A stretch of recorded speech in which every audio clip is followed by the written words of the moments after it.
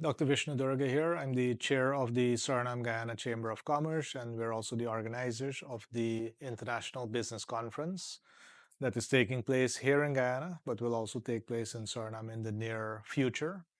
And today I just wanted to talk to you specifically about the business that you are running either here in Guyana or in Suriname. One of the things that we have always done as Guyanese and Surinamese businesses is we've kind of invested in a business that serves about 700,000 people because the population of Guyana is about 800,000. The population in Suriname is about 600,000. So we have a lot of similarity in the size of the population. There is so much similarity in the way of the geography of both countries. Both countries also have nearly 90% of their population living on the coastline along a very narrow strip. We both are very big into agriculture, mining, now also oil and gas.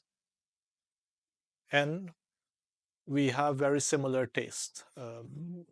Across the world, when you look at this mix of culture, it is Suriname, Guyana, and Trinidad that have a very similar mix of culture that is not found anywhere else in the world. Now, understanding all of that, it is important that we think about what we want for our business. I'm sure none of us wants our business to just grow to a certain limit where we run out of a market that we can serve. If we think about our CARICOM members, our fellow CARICOM member and neighbor in Trinidad, most of the time when a Trinidadian business sets up, they really don't think about the 1.3 million people in Trinidad. When they make an investment, in many cases, that I've seen, and I've worked in Trinidad for over a year consulting for various companies, when they make an investment, they think about the 15 million people in CARICOM that they have duty-free access to. So when they set up a factory and the factory costs them $1 million, they're basically splitting it up over 15 million, a market of 15 million. Whereas in Guyana and Suriname, what we do to ourselves a lot of the time is we only think, well, we're for Guyana, and then we have to either buy and make that same kind of large investment, but then it's 800,000 people who have to pay for that. Or what we also do is instead of thinking bigger, the export market that's available to us, we actually make a much smaller investment. And the smaller investment as well results in not being able to be as productive as possible because you don't have the volume to be able to process. So what we realized at the Suriname Guyana Chamber is that there are many companies that have now gotten to a scale in both countries that they basically are able to serve their individual country well. And there's just this invisible barrier for them to actually become CARICOM exporting type of companies, with branches in other countries. If you think about all the members of CARICOM, Guyana and Suriname have a real opportunity, a real chance to actually become a single market and economy just because of our geographic proximity. Unlike the rest of CARICOM, where you have an ocean separating us, we have the Quarantine River separating us. And we're also very fortunate that we actually already have a ferry that operates daily, sometimes multiple times for a day. We have at least 4 flights per day, and I was very happy to see that Caribbean Airlines announced another 2 flights being added per week.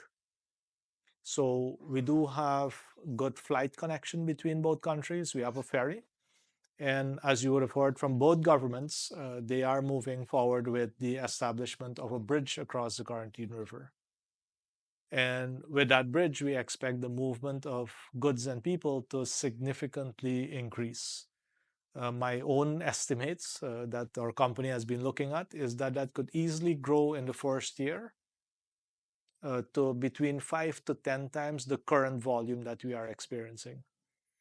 And that will immediately make a big difference to both markets because you now have people from other markets entering your country really easily and they add to the demand.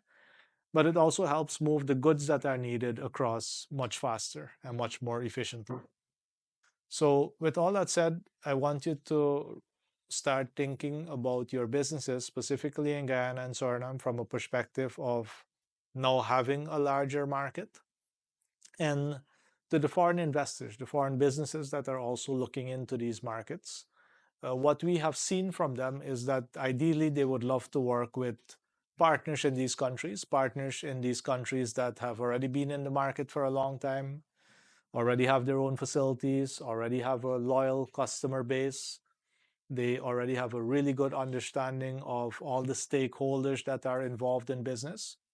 So please ensure that your business is one that is attractive as well to foreign companies. I can tell you that one of the key things that foreign companies look for are companies locally that can pass due diligence. You know, if they were to do a check on your company, are you compliant with all the regulations of the country when it comes to the revenue authority, the insurance scheme, whatever other regulatory agency you fall under? Do you have court cases that are unresolved where you found guilty of any type of offenses? Those are the type of things that international companies are looking for, because when they're expanding, most likely Guyana or Suriname is not the first country they're expanding to. They may have, or they're already strong in their home country. They might already have a presence in multiple other countries. So whoever they collaborate with in one of these countries needs to be a company that will not cause them any international risk. Because if something goes wrong in one of these countries, it could have a reputational risk for them, and an even bigger risk for them. So it is very important that you ensure that your company is fully compliant, up to standard, and then also well marketed. Because if people, if you continue to be the best kept secret in Suriname or the best kept secret in Guyana, how do you expect anyone to find you? And I think that is something within our culture where we are sometimes too shy to speak up and to present our company because we think everyone knows us. I can guarantee you that the bulk of the world has no clue that we exist, that your company exists. So it is your job to ensure that your company does operate at a standard and that it is being marketed so that anyone who's looking for you and or your business or your sector can easily find you. So I wanted to share this knowledge with you and to cause you to think a little bit more about what's going to happen in our region. Guyana, for the past 4 years, has already been on that path of significant economic growth with the FID in Suriname. That will now start to accelerate, and the best thing that could happen is that it gets on par or even stronger growth than Guyana. Because what that means is that you then have two economies side by side with so many similarities that will then be the two fastest developing countries in the world. This is a business dream made in heaven, if there ever was one. And you are one of the key players that can get the benefit from this.